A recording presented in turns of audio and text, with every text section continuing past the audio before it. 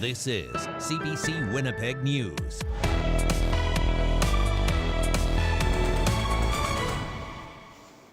Good evening. Thank you for joining us tonight. A 75-year-old Winnipeg woman died last July at a personal care home in Winnipeg. This after a health care aide tied up her call button cord. The woman couldn't reach it to get help to put her oxygen supply back in. The I-Team's Caroline Bargood has the story.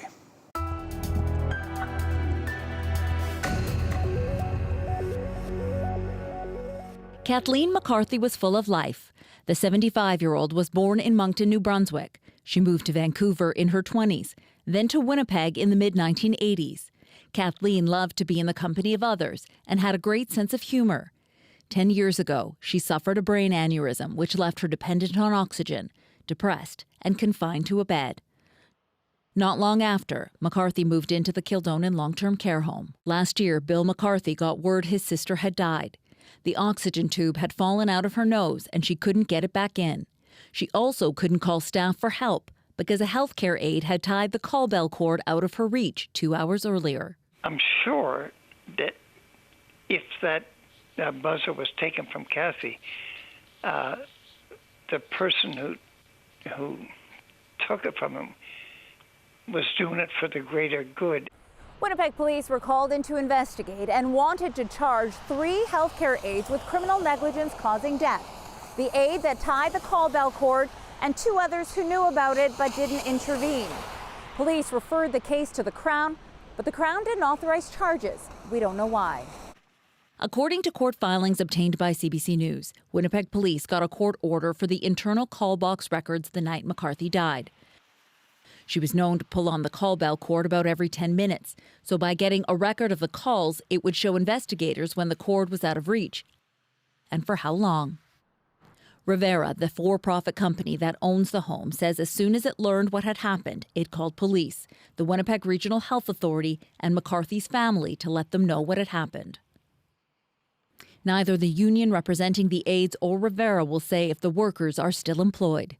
Caroline Bargood, CBC News, Winnipeg. If you have a tip for our I-Team, you can email them at iteam@cbc.ca or call the confidential tip line on your screen there, 204-788-3744.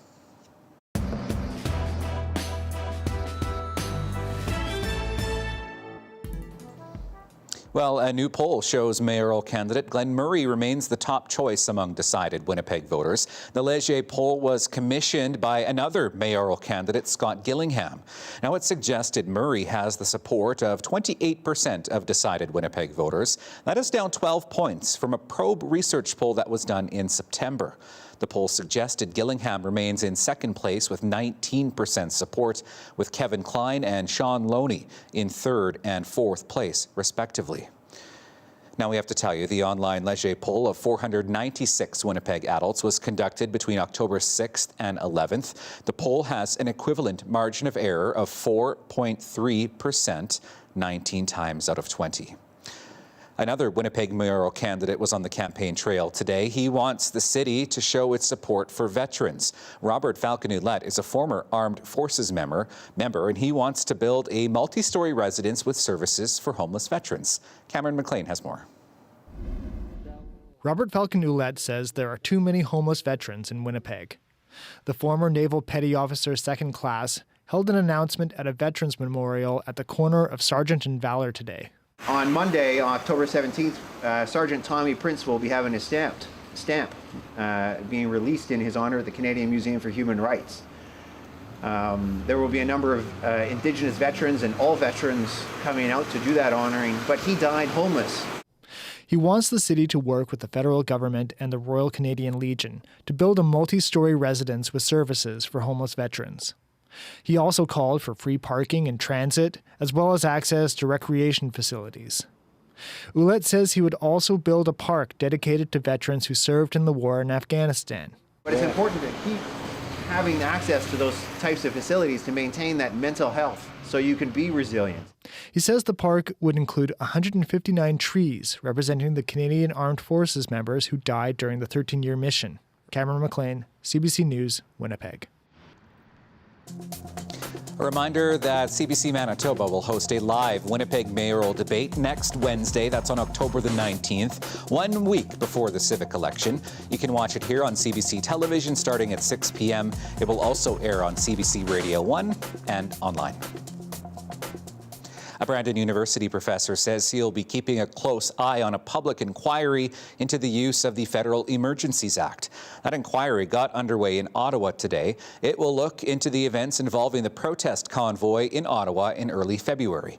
Jack Lindsay is an emergency studies professor at BU. He says while the inquiry's findings aren't binding, he will be interested to see if any changes are recommended to the act itself.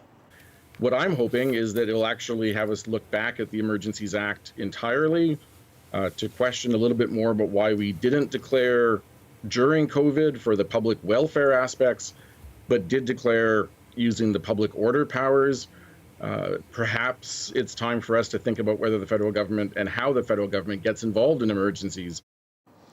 The Commission is expected to hear from key individuals and entities, including the Prime Minister and protest leaders.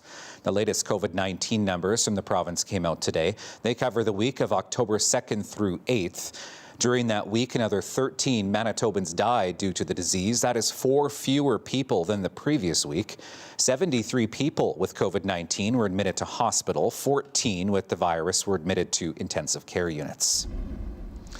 The province is expanding eligibility for the new bivalent COVID-19 vaccine. Manitobans aged 12 to 17 can get that newly approved Pfizer shot.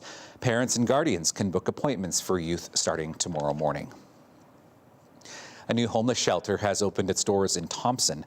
The Healing Centre will provide a space for up to 100 people year-round. That quadruples the capacity of the previous shelter in the city, which closed today.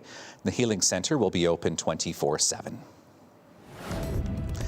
Well, a lot of us saw snow today. I hope it didn't shock you too much. Unfortunately, we do have some more of that on the way. Meteorologist John Sauder's forecast is next. This weather update is brought to you by Capital Ford Lincoln.